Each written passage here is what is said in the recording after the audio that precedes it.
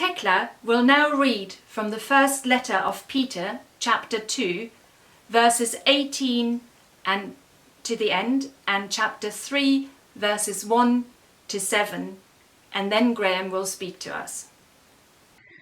1 Peter 2, verse 18 to 25, and chapter 3, 1 to 7.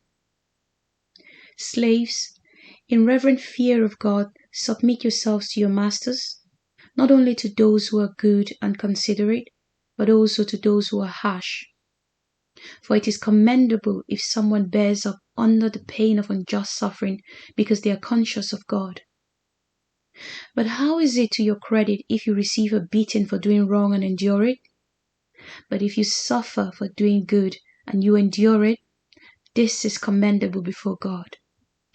To this you were called, because Christ suffered for you, leaving you an example that you should follow in his steps. He committed no sin, and no deceit was found in his mouth. When they heard their insults at him, he did not retaliate. When he suffered, he made no threats. Instead, he entrusted himself to him who judges justly.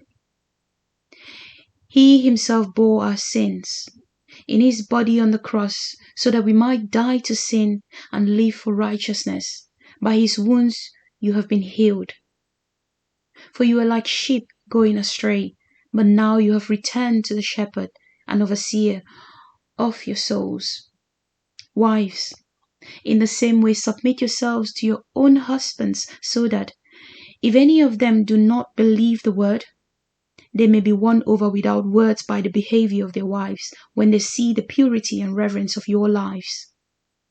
Your beauty should not come from outward adornment, such as elaborate hairstyles and wearing of gold jewels or fine clothes.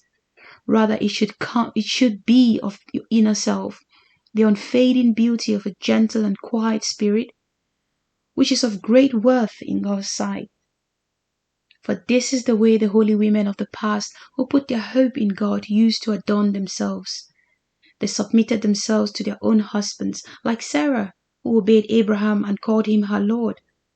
You are her daughters if you do what is right and do not give way to fear. Husbands, in the same way, be considerate as you live with your wives, and treat them with respect as a weaker partner, and as heirs with you as the gracious gift of life, so that nothing will hinder your prayers. The word of the Lord.